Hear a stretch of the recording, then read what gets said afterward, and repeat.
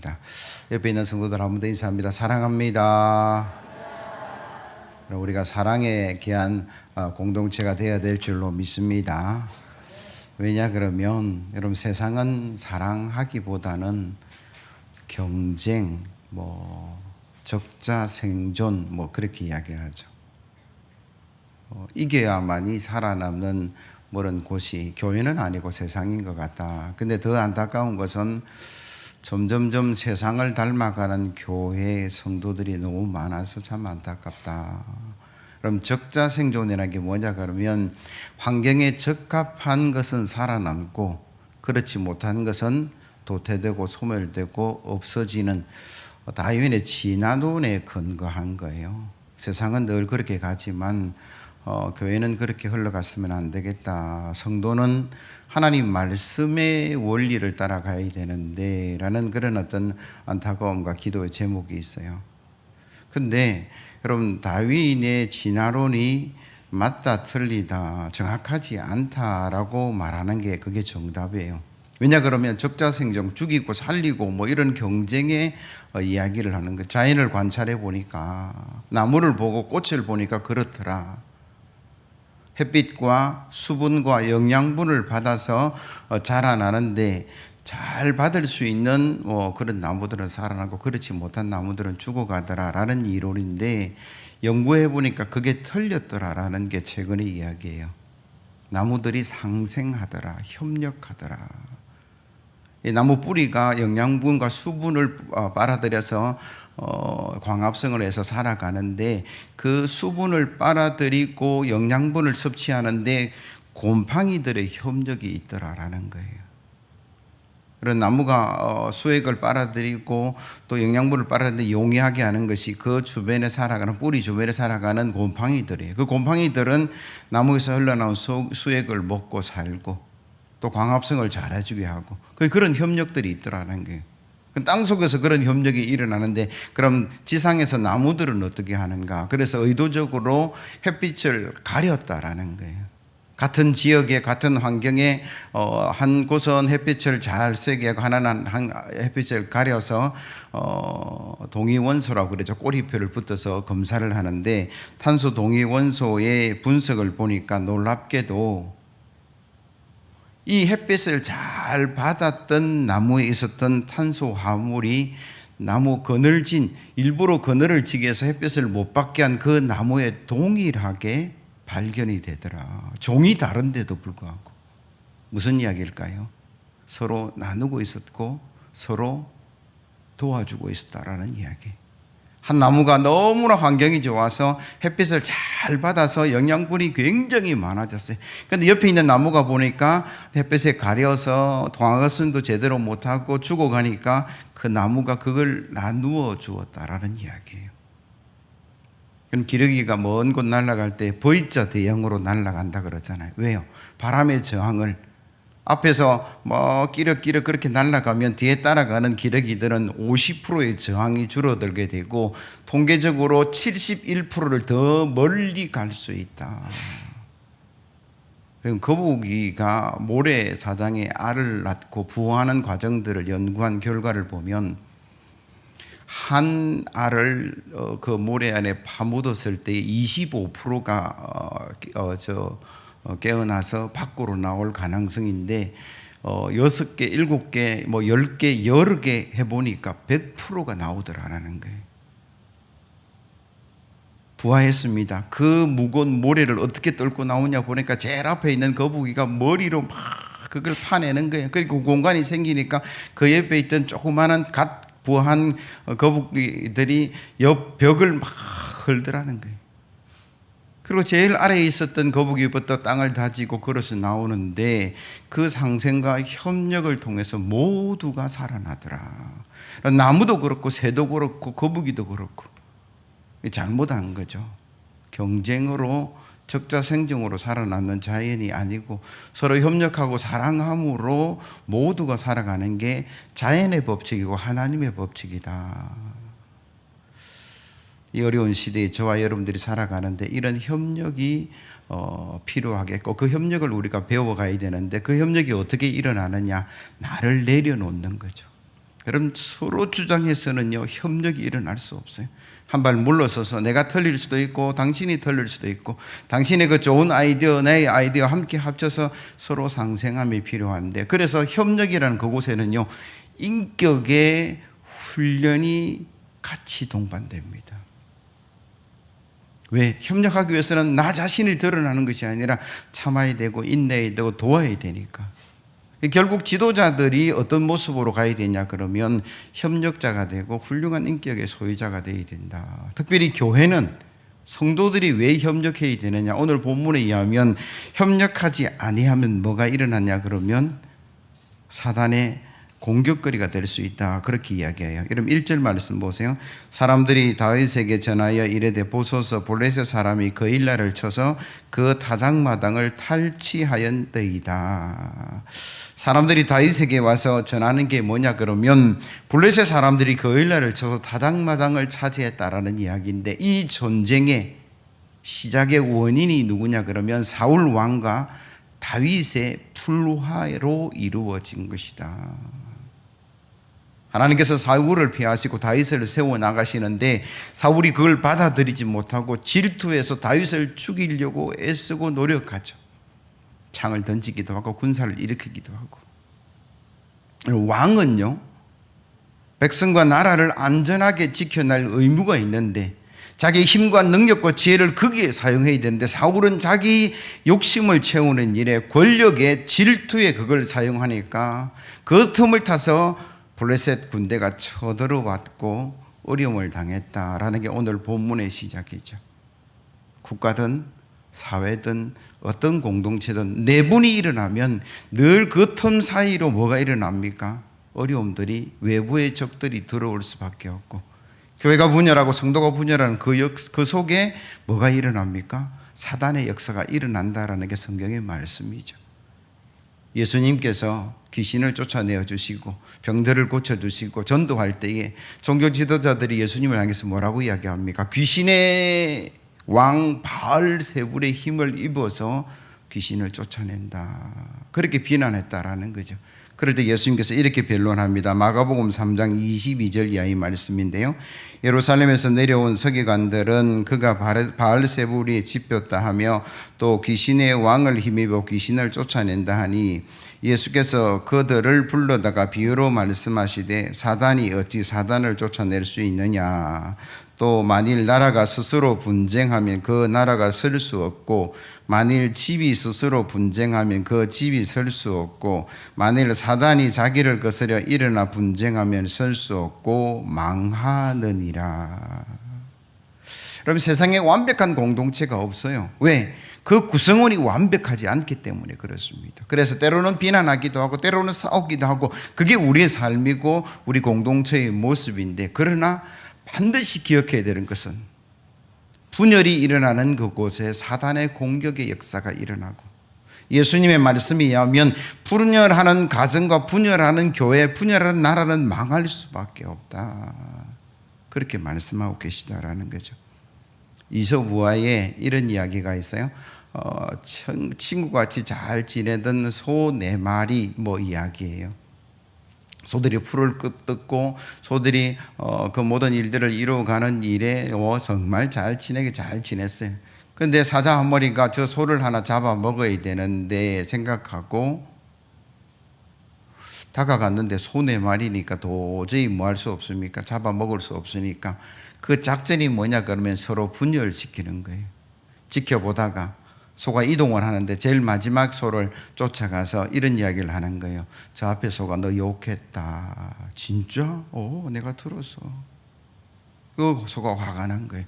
그 친구가 말 안 하기 시작해서 거리를 두기 시작했죠. 그리고 또 다른 소에게 가서 그런 이야기를 하니까 소 4마리가 서로 미워하고 흩어졌어요. 그때 사자가 한 마리씩 다 잡아먹었다. 아이들이 읽는 동화책의 이야기지만 우리에게 주는 교훈이 있다라는 거죠. 그렇기 때문에 성도들이요, 우리 속에 오는 어떤 어려운 일들, 때로는 이해되지 않는 일들, 때로는 마음에 들지 않는 일을 만났을 때에 그냥 무턱대고 비난하거나 비판할 게 아니라 기도하셔야 돼요. 하나님, 이게 뭡니까? 이 일을 통해서 우리 교회가 분열되기를 원하십니까? 우리 가정이 나누어지기를 원하십니까? 세워지기를 원하십니까를 물을 수 있어야 돼요. 생각 없이 말하고 행동하는 일에는 늘 어려움이 있다고 말하고 있고, 더 나아가서 지도자라면 더욱 신중하게 그 모든 일들을 이루어가는 것이 필요하다. 왜냐하면 오늘 본문에 일반 백성이 서로 반목하고 죽이니 살리니 한 게 아니고 사울 왕과 그의 사이 다음 2대 왕, 1대 왕과 2대 왕의 다툼을 우리가 볼 수 있다라는 겁니다.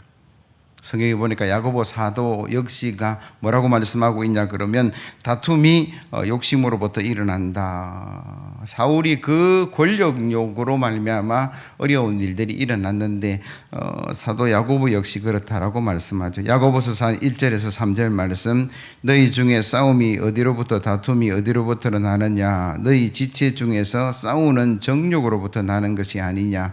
너희는 욕심을 내어도 얻지 못하여 살인하며 시기하여도 능히 취하지 못함으로 다투고 싸우는도다.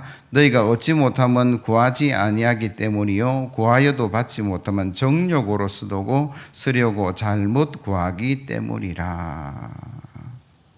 늘 다툼과 어려움들은 이 욕심 때문에 시작된다. 그렇게 성경은 말씀하고 있죠. 그 욕심이 내분을 일으키고 그 내분이 사단의 공격의 거리가 되고 그래서 함께 어려움을 당하고 멸망할 수 있다는 사실들을 우리가 기억하시고 늘 한벌 양보하셔서 기도하면서 하나님의 선한 공동체, 축복의 공동체를 이루어가기를 예수 그리스도의 이름으로 기원합니다.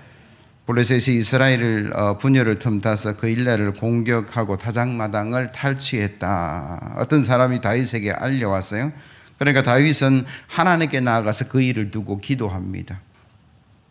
그래서 하나님께서 응답하실 말씀이 뭐냐면 그 일날을 도와주라. 한번 따라합시다. 그 일날을 도와주라. 그게 성경의 말씀이죠. 2절 이하의 말씀이에요. 예, 다윗이 여호와께 묻자와 이르되 내가 가서 이 블레셋 사람을 치리까? 여호와께서 다윗에게 이르시되 가서 블레셋 사람을 치고 그 일날을 구원하라 하시니 다윗의 사람들이 그에게 이르되 보소서 내가 유다에 있기도 드렸거든 하물며 그 일날에 가서 블레셋 사람들의 군대를 치는 일이니까 한지라. 여러분 그 일날을 도와라 라고 하나님께서 말씀하셔서 그 일을 행하고자 다윗이 동료들이 이야기하니까 동료들이 반대합니다. 내 코가 석자입니다. 우리가 유다에 있기도 두려운데 어떻게 그 일날에 가서 그 일들을 돕겠습니까? 다윗은 지금 도망자 신세죠. 사울이 죽이려고 하니까 도망갔어요. 창을 던지니까 도망갔어요. 그러니까 그 사회 속에서 늘 도망자 신세가 되었고 고통과 어려움을 당하는 사람들이, 버림받았던 사람들이 다윗에게 몰려오기 시작했는데 600명 가량이 그와 함께 있었다라고 성경은 기록하죠. 그 사람들이 반대하는 거예요. 옛날이나 지금이나 도와야 될 형편이고 하나님도 도와주라 그렇게 이야기하는데 우리 형편이 참 돕기가 힘들고 그 돕는 일들이 잘 일어나지 못할 때가 참 많습니다. 어떤 보고서에 보니까 지구촌에 굶어 죽는 아이가 3초에 1명씩 일어난다. 그 통계를 보니까 1일에 2만 5천 명이고 1년에 1천만 명이 굶어 죽는다. 뭐 그렇게 보고가 되고 있어요. 반면에 미국의 총 소득의 6% 정도가 먹는 것에 사용된답니다. 나머지는요 소비하고 오락하고 여행 가고 즐기고 부어라 마셔라가 다 그게 사용된다라는 이야기예요. 한쪽에서는 굶어 죽고 있는데 한쪽에서는 너무 많이 남아 돌아서 미국에 생산되는 옥수수가 20%만 사람들이 먹고 80%는 다 짐승이 먹는데 그거 몇 프로만 나누어도 세상에 먹고 사는 사람들이 많아질 것이다. 그렇게 많지 않다라는 보고예요. 개발경제학자 제프리 sak스라는 사람이 사람들이 빈곤선 위로 끌어올리는데 OECD 국가 국민 총소득의 0.62%면 된다. 여러분 0.62%가 뭐냐 그러면 우리가 100만 원 벌면 620원 쓰면 된다라는 거예요. 1000만 원 벌면 6,200원 도와주면 되는데 그게 잘 이루어지지 않는 게 우리의 삶이다라는 거죠.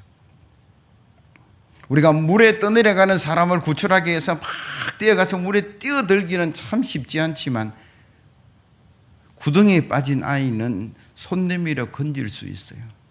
물론 구두가 젖을 수도 있고 내 약속 시간에 조금 늦을 수도 있지만 온 지구촌이 3초에 한 명씩 죽어가는 그 아이를 살릴 수 있는 일에 큰 돈과 큰 일을 하는 게 아니다라는 거예요.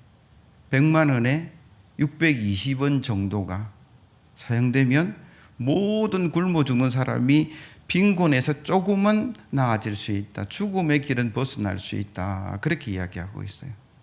예수님께서도 이렇게 말씀하셨습니다.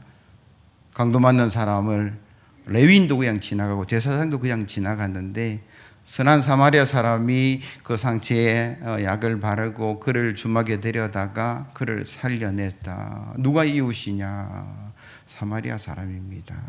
거기서 끝나지 않았어요. 너도 가서 이와 같이 하라.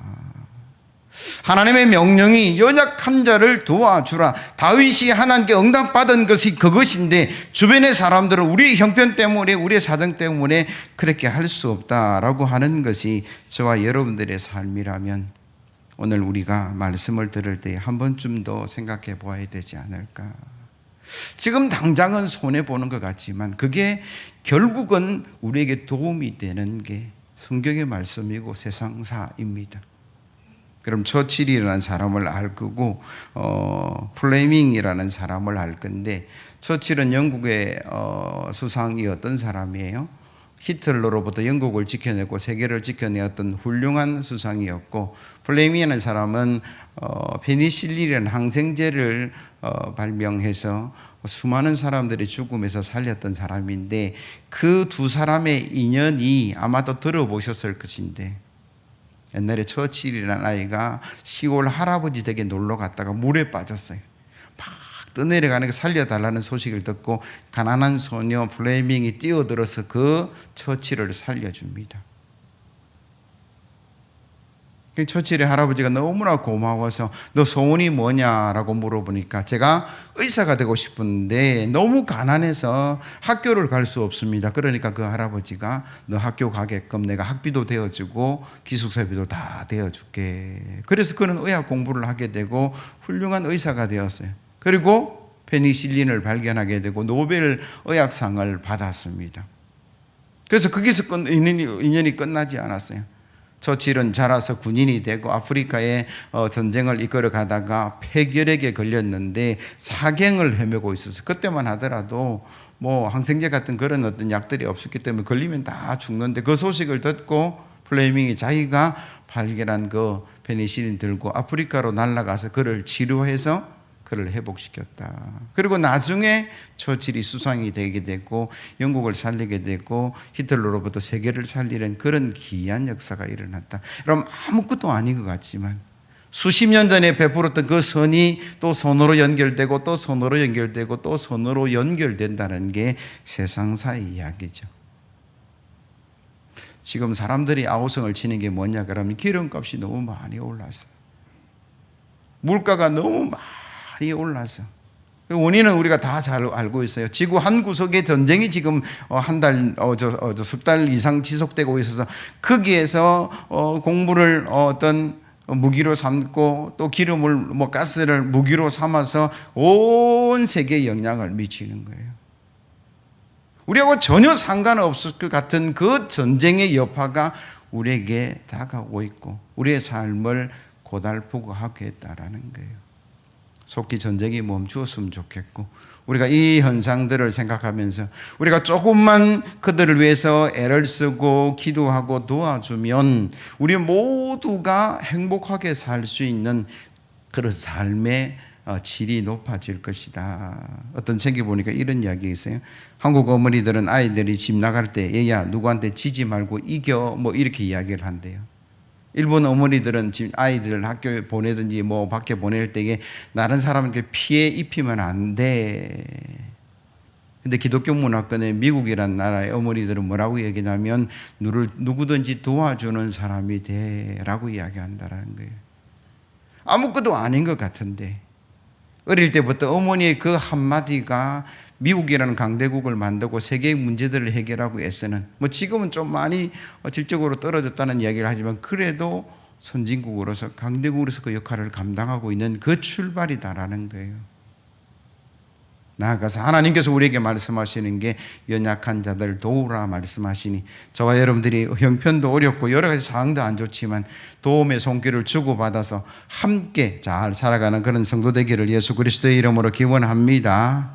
세 번째로, 다윗이 거일라의 고통을 듣고 기도하고 하나님의 응답을 받았음에도 불구하고 동료들이 어렵습니다, 힘듭니다. 그럴 때 다윗의 모습을 한번 보시면 4절 5절이에요. 다윗이 여호와께 다시 묻자온데 여호와께서 대답하여 이르시되 일어나 거일라로 내려가라. 내가 블레셋 사람들을 내 손에 넘기리라 하신지라. 다윗과 그의 사람들이 거일라로 가서 블레셋 사람들과 싸워 그들을 크게 쳐서 죽이고 그들의 가축을 끌어오니라. 다윗이 이와 같이 거일라 주민을 구원하니라. 아멘. 하나님께서 응답하신 기도의 응답이 뭐냐면 도와라는 이야기였습니다. 그래서 우리는 못 돕겠습니다 라고 이야기할 때 다윗의 모습이 하나님의 응답을 받았다고 소리치거나 고함치지 않았어요. 다시 그들 보는 데서 하나님께 나아가 기도하고 하나님께서 가라라고 말씀하신 걸 보여주었고 너희들을 돕고 맡기리라 승리에 대한 부분들을 다시 확인시켜 주셔서 그들을 설득하는 모습을 우리가 보게 된다라는 거죠. 다윗은 모든 일 앞에 기도하는 사람이었다. 기도하고 또 기도하고 하나님의 응답을 받았음에도 불구하고 주변의 사람들이 그 일을 알지 못하니까 또 기도하는 모습을 보여주고 그 가운데 하나님의 뜻을 이루어가는 것을 오늘 본문에 이루고 있다라는 거죠. 성도가 이 땅 살아갈 때에 본받아의 모습이 뭐냐 하면 기도하는 모습인 줄로 믿습니다. 여러분 무슨 일을 만나든지 기도하는 성도 되기를 예수 그리스도의 이름으로 기원합니다. 옆에 있는 성도 한번 인사하시죠. 기도합시다. 기도로 승리합시다. 그런 기도하셔야만이 하나님의 뜻을 알 수 있고 기도하셔야만이 하나님의 선한 역사를 이루어가는 줄로 믿습니다. 여러분 사도 바울이 2차 전도 여행을 여러분들이 알 건데 2차 전도 여행은 바울과 바나바가 1차 전도 여행의 한 팀이었어요. 2차 전도 여행은 바울과 실라가 되어서 가는데 바나바는 마가 요한과 따로 가고 바울과 실라가 따로 갑니다. 이유가 뭐냐 그러면 1차 전도 여행 때 마가 요한이 너무 힘들어서 집으로 돌아가 버렸어요. 바울이 2차 전도여행 갑시다 그럴 때 바나바는 마가 요한 데리고 갑시다. 바울은 안 됩니다. 그래서 서로 다투고 나누어져서 출발하는 게 2차 전도여행인데 그 2차 전도여행 가는 곳곳마다 성령이 허락하지 않고 예수의 영이 허락하지 않고 방해하고 아니 전도하러 가는데 하나님의 영이 허락하지 않을 수 있습니까? 이렇게 우리가 이야기할 수 있지만 여러분 1차 전도여행은 너무나 순조롭게 이루어졌는데 2차 전도여행 가는 곳곳마다 막히고 그 이유가 무엇인가? 제가 성경에 보니까 1차 전도여행과 2차 전도여행의 차이가 하나 있는데 1차 전도여행의 시작은 사도행전 13장 2절 이하의 말씀인데요. 주를 섬겨 금식할 때에 성령이 이르시되 내가 불러 시키는 일을 위하여 바나바와 사울을 따로 세우라 하시니 이에 금식하며 기도하고 두 사람에게 안수하여 보내니라. 두 사람이 성령의 보내심을 받아 실루기아에 내려가서 배를 타고 구브로에 가서 살람에 이르러 하나님 말씀을 유대인의 여러 회당에서 전할세 요한을 수행원으로 두었더라. 여러분 2차 전도여행의 출발의 모습은 사도행전 15장 36절인데요. 며칠 후에 바울이 바나바더러 말하되 우리가 주의 말씀을 전한 각 성으로 다시 가서 형제들이 어떠한가 방문하자 하고 바나바는 마가라 하는 요한도 데리고 가고자 하나 바울은 밤빌리아에서 자기들을 떠나 함께 일하러 가지 아니한 자를 데리고 가는 것이 옳지 않다 하여 서로 심히 다투어 피차 갈랐으니 바나바는 마가를 데리고 배 타고 구브로로 가고 바울은 실라를 택한 후에 형제들에게 주의 은혜에 부탁함을 받고 떠나 수리아와 길리기아로 다니며 교회들을 견고하게 하니라. 순조로웠던 1차 전도 여행의 시작은 금식하며 기도하는 가운데 성령의 주도하심으로 이루어졌는데 2차 전도여행의 주도는 누가 합니까? 바울이 바나바들에게 다시 한번 갑시다. 주도자가 바울이에요. 아무리 성경을 읽어도 금식하며 기도했더라, 하나님의 뜻을 물었더라는 전혀 없고 서로의 자기의 뜻이 드러난 거죠. 바나바는 데려가자, 바울은 안 된다. 서로 싸우고 나누어지는 게 2차 전도여행의 출발이었어요. 기도한 곳에 순조로움이 있고 기도하지 않고 인간의 뜻이 드러난 그곳에 늘 어려움이 있었다라는 게 성경의 말씀이다라는 거죠. 그래서 저와 여러분들이 하루의 시작을 기도로 하셨으면 좋겠어요. 새벽기도 나올 수 있는 분들은 새벽기도 나오시고, 혹여 형편과 처지가 어려워서 새벽기도 못 나오시면 일어나자마자 오늘 하루의 계획을 하나님께 아뢰시면 좋겠어요. 아침 먹고 제가 누구 만날 거고요, 점심 먹고 이런 일이 있고요, 오후에는 이런 사정이 있는데 하나님 지혜 주시고 믿음 주시고 선한 길을 열어주시고 만날 사람들을 만나게 하셔서 하나님의 인도하심을 받게 해달라고 여러분 그렇게 하루를 시작하시고, 마지막 잠자기 전에는 다시 한 번 더 묵상한 말씀을 보세요. 오늘 하루 속에 하나님께 내가 이렇게 기도하고 시작했는데 잊어버리고 했으면 살았으면 용서를 구하고, 하나님께서 붙여주셔서 사람을 만나고 이익이 일어났다면 감사기도로 하루를 마무리하시는 게 맞아요. 월삭 새벽기도는 한 달을 하나님께 맡기는 기도죠. 하나님, 제가 6월 달에 이런 계획이 있습니다. 7월 달에 이런 계획이 있습니다. 하나님께서 선하게 인도하여 주셔서 우리가 알지 못하는 미래에 하나님의 선한 역사가 일어나기를 기도합니다. 교육위원회가 모였고 우리가 여름성경학교 유치부가 7월 2일 3일 하는데 7월 1일까지 한 주간 새벽 기도하자, 특별 새벽 기도하자. 2년 동안 우리가 쉬었던 부분들이 있기 때문에 여러 가지 어려운 부분이 있겠지만 하나님께 기도하고 나아가서 그게 성경학교를 위한 특별 새벽 기도 그렇게 이야기해요. 저는 목사이기 때문에 늘 기도로 하루를 시작하려고 애쓰고 노력합니다. 그래서 새벽 기도 하려고 하고, 혹여 새벽 기도 안 나오는 날은 집에서도 꼭 기도하고 저녁에도 기도하고, 하루를 위해서 기도할 뿐만 아니라 때로는 몇 달을 기도하는 일도 있고, 제가 안식년을 이야기할 때에는 10년을 두고 기도했어요. 하나님, 어떻게 일들을 이루어갈까요? 그 속에 이런 일이 있었으면 좋겠고 저런 일이 있으면. 우리의 기도는 평생 가야 되죠. 기도하지 않으면 하나님의 뜻을 알 수 없고, 하나님의 뜻이 아닌 상태로서 내가 걸어가게 되면 어떤 어려움을 만나고 어떤 환난을 만날 수 있는지 우리는 알 수 없는 존재잖아요. 그래서 우리는 하나님의 뜻을 구하는 게 중요한데 그게 하나님 말씀을 보는 것이고 기도하는 것이고, 그래서 오늘 바울은 그 일들을 몸소 보여주는 모습이고, 다윗이 왜 위대한 삶을 살았는가? 그가 특별한 사람이 아니에요. 기도하는 사람이었다라는 거예요. 기도하고 하나님의 응답을 받아서 가려는데 또 다른 사람들이 안 되니까 또 기도하고 또 기도해서 하나님의 뜻을 헤아리는 그런 모습이다라고 성경은 말씀하고 계세요. 그런 교회 일을 하든 가정에 어떤 일들이 있든 그럼 기도하는 성도가 되기를 예수 그리스도의 이름으로 기원합니다. 우리는 1분 1초 뒤를 몰라요. 1시간 뒤를 몰라요. 내일 무슨 일이 일어날지 참 모르는 게 인생 아닙니까? 제가 긴 세월을 살지는 않았는데 내일 보자 그랬는데 못 본 사람이 있었어요.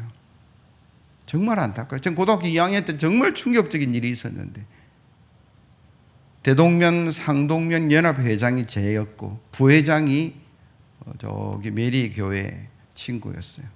토요일 날 연합 사업을 해서 열심히 일하고 또 기도하고 헤어져서 내일 주일 오후 예배 마치고 다시 모자라는 부분들을 보완하자 그랬는데 그 친구가 교통사고로 생을 마감했어요. 고등학교 2학년 때 받은 충격이 너무나 컸어요. 내일 보자 그랬는데 물론 대부분이 내일 보겠지만 내일 못 볼 수도 있구나. 그게 인생이라는 거예요.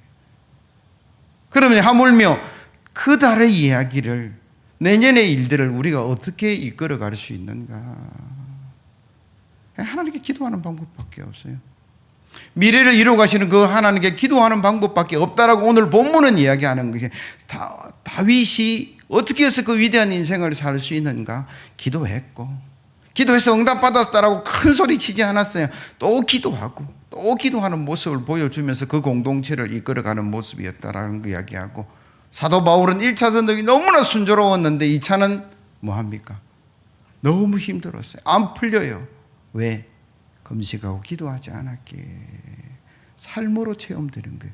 그렇다면 이 성경을 보는 저와 여러분들의 삶은, 여러분, 막히는 삶을 사시겠습니까? 성령이 막으시는 길을 가겠습니까? 하나님께서 형통케 하는 길을 가겠느냐?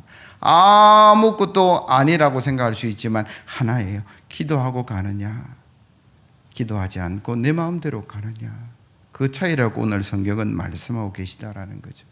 그래서 저와 여러분들이 기도함으로 하루를 시작하시고, 한 달을 시작하시고, 1년을 계획하시고 10년을 계획하는 그런 귀한 성도 되기를 예수 그리스도의 이름으로 기원합니다. 조지 뮬러라는 분이 1만 번 응답받았다라고 이야기하는데, 하나님의 뜻을 아는 6가지 단계를 소개하는데, 이거 하고 제가 마무리하기라고 하는데, 화면 보여주세요. 조지 뮬러가 하나님의 뜻을 아는 6가지가, 첫 번째가 뭐냐 그러면 같이 읽어봅니다. 시작.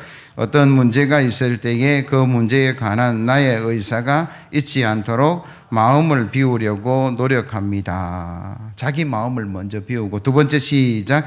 결과에 대해서는 나의 감정이나 이상을 개입시키지 않도록 노력합니다. 세 번째 시작. 성령께서 나를 인도하시고자 하는 방향을 깨달으려고 노력합니다. 넷째, 주변 상황을 고려합니다. 종종 상황과 말씀과 성령이 서로 연결되어 하나님의 뜻을 밝혀주시기 때문입니다. 다섯째 시작. 기도하는 가운데 하나님의 뜻을 내게 보여주시기를 간구합니다. 여섯째, 앞에 열거한 대로 하나님께로 향한 기도를 통하고 성경 말씀과 묵상을 통한 뒤에 심사숙고하여 다다르게 된 결론에 따라 행합니다. 이때 내 마음이 평안하면 한두 번 더 기도하고 일들을 진행한다. 1만 번 기도 응답, 책이 있어요.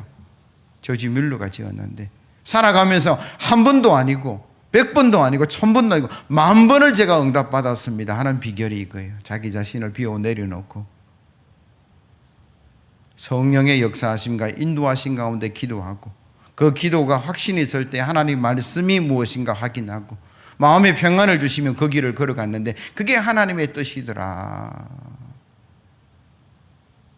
아무리 바쁘더라도, 아무리 분주하더라도 여러분, 기도하는 성도가 승리할 줄로 믿습니다.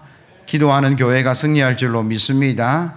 그래서 여러분들이 모든 일 앞에 기도하시고 하나님께서 응답하실 때까지 기도하셔서 여러분들이 도와라 그러면 도울 수 있는 그런 공동체가 되고, 하나님의 뜻에 순종해서 축복의 통로, 은혜의 통로로 나아가는 저와 여러분들 되기를 예수 그리스도의 이름으로 기원합니다.